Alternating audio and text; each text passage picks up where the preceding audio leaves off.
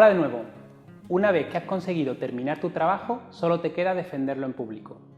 Es posible que esta tarea te resulte un poco estresante, pero si realmente has hecho un buen trabajo, que es en definitiva lo que importa, se trata simplemente de poner la guinda del pastel para demostrar a tus evaluadores lo mucho que has aprendido.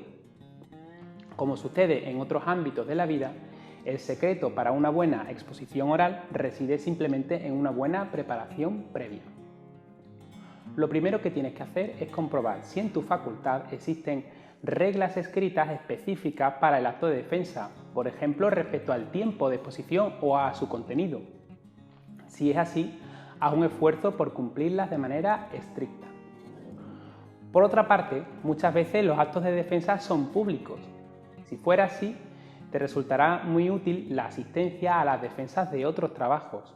De este modo puedes familiarizarte con el espacio físico en el que se expone y también con las reglas no escritas a través de las cuales el acto se suele organizar. Por ejemplo, ¿los profesores tienden a hacer preguntas al alumno o más bien observaciones críticas? ¿O hay que contestarles uno a uno según van hablando o conjuntamente? Siempre que hagas una exposición en público, tienes que preguntarte antes por las características de la audiencia. En este caso, tu discurso se va a dirigir fundamentalmente a los miembros de la comisión o tribunal que va a evaluarte. Y por tanto, te tienes que dirigir principalmente a ellos. Toda la información que puedas tener sobre tus evaluadores y sobre sus preferencias, por supuesto, te será de mucha utilidad. Por otra parte, es importante que trates de calibrar el grado de formalidad que tiene el acto de defensa. Esto afectará, por ejemplo, a la vestimenta que debes llevar o al tipo de lenguaje que tienes que utilizar. Así, si el acto es especialmente formal, aunque conozcas a los profesores y les hables de tú en el día a día, resultará más apropiado hablarles de usted en la exposición. Ante la duda, siempre es mejor parecer demasiado formal que pecar de excesiva informalidad. Como regla general, podría ser oportuno tomar como orientación el tipo de vestimenta y de lenguaje que utilizarías en una entrevista de trabajo una vez graduado.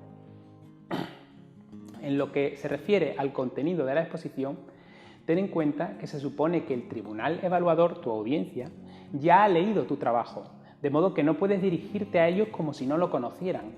El acto de defensa no consiste en resumir el trabajo, ni en darles a los miembros del tribunal mucha información o muchos datos. Por supuesto, vas a tener que repetir ideas que ya están en el trabajo, pero la finalidad del discurso no es informativa, sino persuasiva.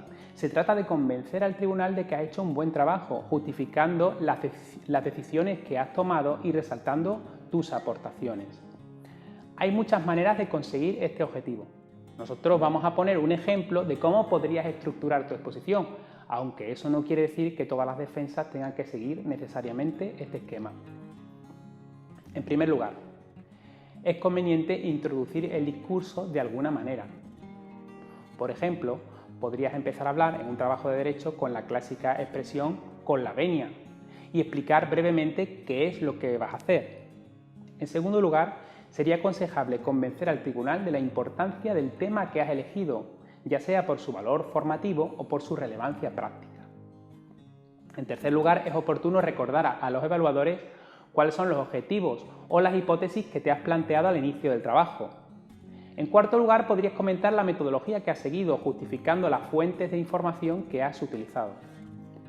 En quinto lugar, si te hubieras encontrado problemas u obstáculos significativos, sería bueno que los comentaras explicando cómo te enfrentaste a esas dificultades y qué decisiones adoptaste. En sexto lugar, puede ser muy útil que expliques el esquema básico del trabajo, justificando ahí el orden en el que has colocado los epígrafes principales. En séptimo lugar, es muy importante que sintetices las principales conclusiones del trabajo, explicando también en qué medida se han confirmado o se han refutado las hipótesis de partida y destacando sobre todo qué es lo que este trabajo puede aportar al lector. También aquí podrías destacar las limitaciones del trabajo o las posibilidades que se abren a una investigación futura porque hay más cosas que descubrir.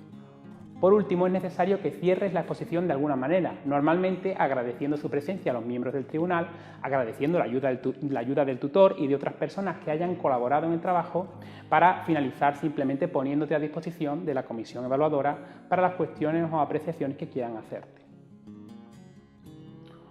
Hoy en día, en la mayoría de los casos, resulta casi obligado que utilices una presentación visual de PowerPoint o de OpenOffice, Prezi o algún programa similar como apoyo gráfico para tu exposición. Sin embargo, debes informarte antes de si esto es conveniente, dado que algunos profesores de Derecho prefieren que desempeñes una oratoria más tradicional. Intenta que tu presentación de PowerPoint o del programa que sea muy esquemática y que no esté saturada de información, para no distraer a los evaluadores de tu discurso, que es lo que verdaderamente importa. Por otra parte, tienes que decidir si vas a memorizar tu intervención o si, por el contrario, vas a hablar de una manera un poco más espontánea. Memorizar la exposición te permite controlar perfectamente el tiempo, cuánto va a durar, y también la adecuación de la expresión oral. Sin embargo, si dependes mucho de la memoria, te será más difícil adaptarte a los imprevistos, como por ejemplo que tengas que exponer en menos tiempo del que habías planificado. Y además hay un riesgo de que tu tono de voz resulte monótono, como si estuvieras leyendo. En mi opinión, lo mejor es que te aprendas la intervención como una consecuencia natural de repetirla una y otra vez en casa de manera espontánea, haciendo pequeñas variaciones cada vez para probar distintas cosas, pero sin leer nunca un texto con la exposición ya redactada de una manera completa. Si repites esta tarea suficientes veces, terminarás controlando perfectamente lo que tienes que decir, pero el resultado seguramente será mucho más natural, más fluido, más libre y más espontáneo que si te aprendes de memoria un texto escrito que además no está diseñado para la comunicación oral. De todos modos, a veces es bueno memorizar con exactitud las primeras frases de tu discurso, precisamente para ayudarte a empezar con seguridad. Por último, tienes que asegurarte de traer al acto de defensa todo lo que sea necesario. Por ejemplo, es imprescindible que vengas con una copia de tu trabajo, porque a veces los profesores pueden hacerte preguntas directas sobre páginas concretas del texto. También tienes que traer papel y bolígrafo para tomar nota de lo que te van diciendo los evaluadores, por si tienes que contestarles. Asimismo, si tienes una presentación visual, lleva el archivo en varios formatos y asegúrate de que tienes una copia en la nube si es posible. Si puede ser también, asegúrate de que los medios informáticos de la sala funcionan bien antes de iniciar tu exposición. Cuanto mejor hayas preparado tu intervención, más seguridad y más tranquilidad vas a tener en el acto de defensa. Sin embargo, puede que a pesar de todo esto te termine afectando el miedo escénico. Por eso nos vamos a ocupar de ese problema a continuación. Hasta el próximo vídeo.